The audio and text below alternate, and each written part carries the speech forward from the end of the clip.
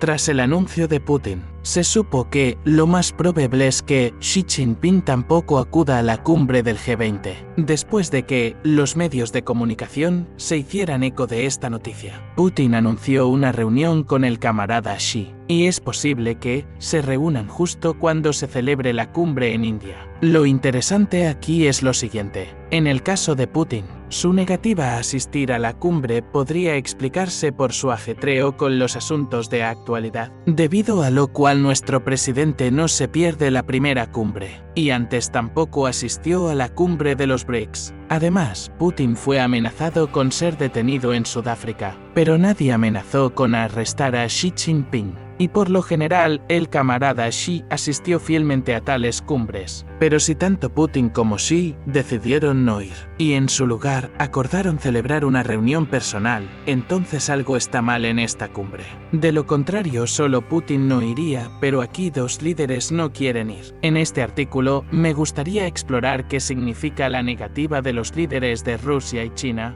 a acudir a la cumbre del G20 y por qué decidieron reunirse en persona en su lugar. El G20 como organización nació tras la crisis asiática de finales de los 90, y la composición de los participantes fue determinada por Estados Unidos y Gran Bretaña, en función de sus intereses.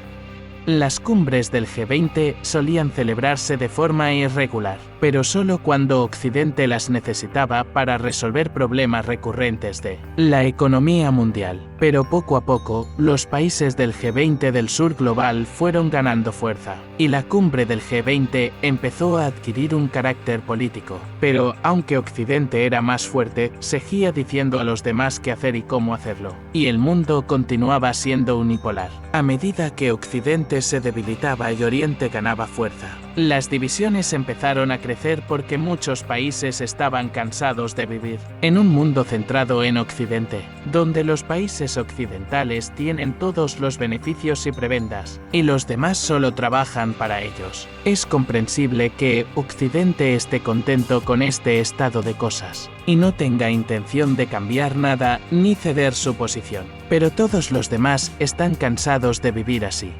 Por eso ya hemos llegado a una confrontación directa. China también está al borde de un conflicto con el Occidente colectivo, y también se le están imponiendo sanciones, mientras que los vecinos de China como Japón, Australia y Corea del Sur están aumentando sus gastos militares y realizando maniobras conjuntas. Y eso por no hablar de Taiwán, al que los estadounidenses no escatiman en armar a imagen y semejanza de nuestros vecinos. Poco a poco, sin embargo, los países descontentos con el orden mundial occidental empezaron a construir su propia asociación, llamada BRICS. Recientemente se ha ampliado para incluir a 6 nuevos países. Aún hay más candidaturas para el BRICS, pero ya ahora esta unión es una alternativa digna al G7, en términos del tamaño de las economías de sus países miembros y de los recursos controlados. Dado que el G20 se compone esencialmente de los países del G7 y del BRICS, así como de aquellos que desean unirse al BRICS, estamos ante una división del G20 en 2 bloques, a los que cada vez les resulta más difícil ponerse de acuerdo en nada. Y se está llegando al punto de que los representantes de uno de los bloques, en este caso los líderes de Rusia y China, ni siquiera quieren acudir a la cumbre. Parecería que este sería el final del artículo, pero no todo es tan sencillo y obvio. De hecho, el mundo se ha vuelto demasiado complejo como para dividirlo en bloques separados. Explicaré mi pensamiento con el ejemplo de la microelectrónica. La industria microelectrónica moderna se creó gracias al esfuerzo de varios países, porque no es realista que un solo país organice algo así. Los chips se desarrollaron en los equipos para su producción se crearon en Holanda, y la producción real se localizó en Taiwán y Taiwán, debido al hecho de que producía chips para casi todas las empresas del mundo y a la mano de obra barata. proporcionó un precio bajo para sus productos y esto hizo que la electrónica fuera asequible. Si los chips se fabricaran en Estados Unidos, los teléfonos y otros aparatos electrónicos costarían mucho más, dados los salarios de ese país. Por cierto, Rusia también participa en la producción de chips de una forma u otra, suministrando gases inertes para su fabricación.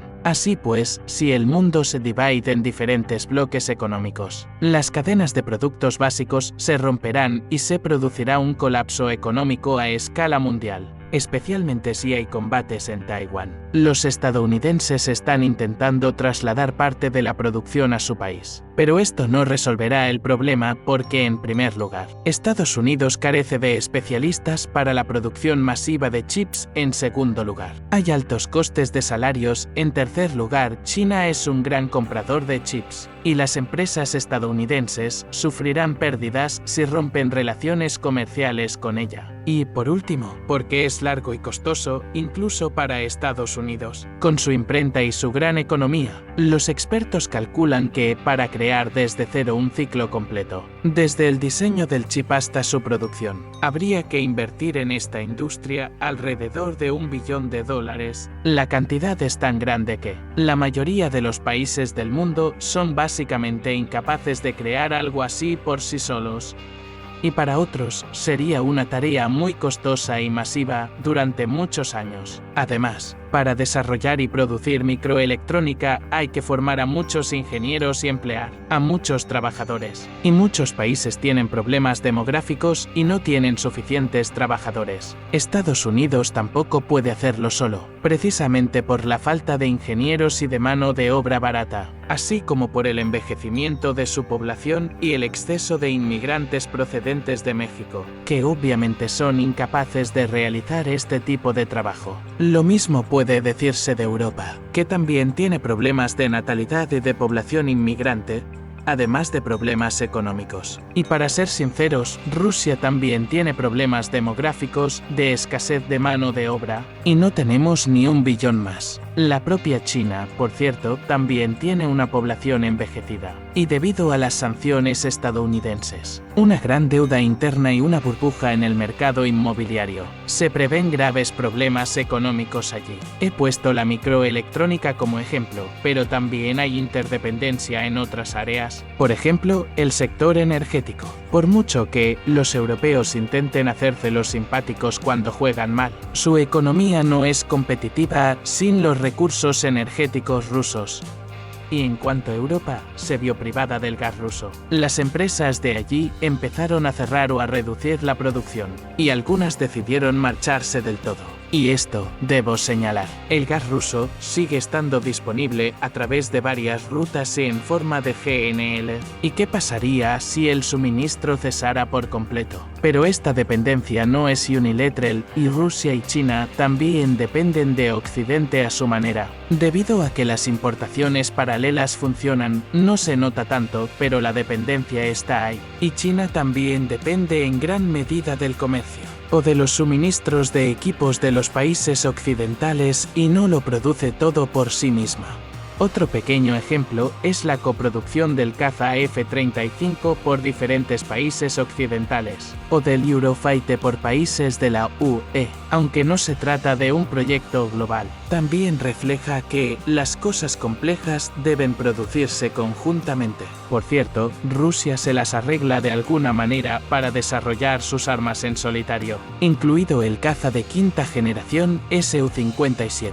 Pero todo tiene su precio y los gastos militares de Rusia en relación con el PIB son superiores a los de los europeos. Por ejemplo, entre los proyectos más globales cabe recordar el reactor termonuclear experimental de Francia. Muchos países, entre ellos Rusia, participan en el proyecto. Y este tipo de cosas no las puede hacer nadie solo. Pero este tipo de proyectos son necesarios porque los combustibles fósiles se agotan, y hay que buscar algún tipo de sustituto. Y la decisión de construir turbinas y paneles eólicos es, por decirlo suavemente, cuestionable. incuestionable. Ya no es posible imaginar el mundo moderno dividido en bloques económicos separados. Y solo he dado algunos ejemplos de esa interdependencia. Para independizarnos de Occidente, tendríamos que invertir billones en crear nuestra propia producción de microelectrónica y otros bienes. Pero, ¿de dónde vamos a sacar tanto dinero y tanta mano de obra?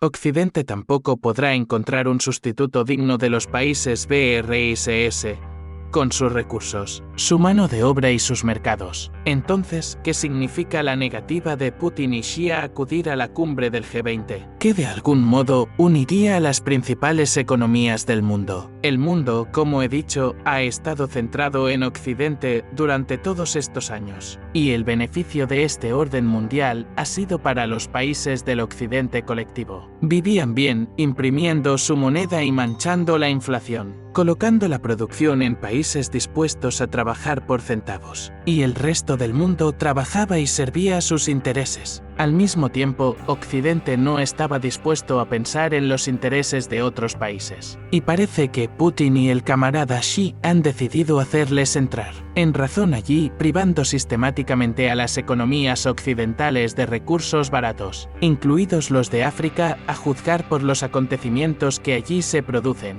China puede iniciar un bloqueo de Taiwán, y Occidente también perderá patatas fritas, lo que afectará aún más a las economías occidentales. A juzgar por la entrada de Arabia Saudí y los EAU en el BRICS, Occidente puede perder también petróleo y Estados Unidos, por ejemplo, se estaba quedando sin reservas de petróleo incluso antes de la expansión del BRICS. Parece que Putin y Xi Jinping han decidido no hablar con Occidente hasta que entre en razón y acepte tener en cuenta los intereses de otros países, probablemente para la próxima cumbre en la India. Los líderes occidentales no estén lo suficientemente maduros para hacerlo, y haya que seguir haciéndoles entrar en razón con nuevas acciones encaminadas a privarles de recursos y de todo lo demás. Putin y Xi tienen mucho que discutir en persona mientras la economía de Occidente se derrumba, y reflexionan sobre su comportamiento. Aunque el enfrentamiento entre Oriente y Occidente afecta a todos, pero nuestras economías, que disponen de recursos reales, alimentos y producción, sobreviven más fácilmente a la crisis que las que solo disponen de una imprenta, y todo lo demás escasea, porque confiaron demasiado en la mano de obra barata de Asia y trasladaron allí sus fábricas. En general, la negativa de Putin y Xi Jinping a acudir a la cumbre del G20 es un ultimátum tácito de que la conversación solo se desarrollará en nuestros términos, y mientras Occidente no esté dispuesto a aceptarlo, les recursos en todos los continentes. Tarde o temprano, Occidente tendrá que llegar a un acuerdo y aceptar un diálogo constructivo, porque entienden perfectamente que no pueden sobrevivir sin los países BRICS, y los países BRICS se toman en serio la defensa de sus intereses, y no tienen intención de dar marcha atrás. Pero hasta ahora Occidente se ha mantenido firme, lo que significa que no hay nada de qué hablar en la próxima cumbre del G20, al menos con los líderes occidentales. Mientras que Putin y Xi pueden hablar entre ellos fuera de la cumbre, lo que van a hacer en un futuro próximo.